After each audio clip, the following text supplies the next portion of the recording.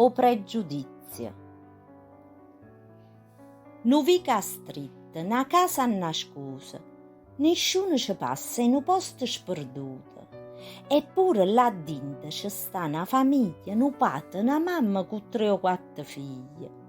Nessuno conosce, la gente si scansa, so sporca e fatiente non tenono niente.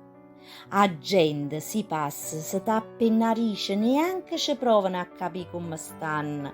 So gente scontrosa, è meglio evitarli. Eppure qualcuno un giorno passando, un poco curioso e con tanto coraggio, bussando a sta porta chiedette per casa se qualche aiuto avevano bisogno. O patria moglie guardandosi in faccia quasi non credevano a tanto coraggio, oramai rassegnata a tanta indifferenza, con onore e piacere ci facette una conoscenza.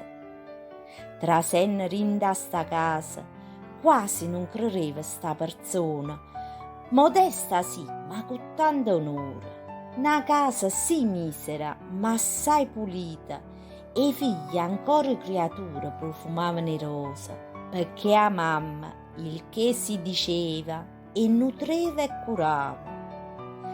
Allora chiedette che c'era bisogno e a moglie, fiera chi stomma, dicette a persona: noi niente chiedimmo e che la che guadagniamo vivimmo.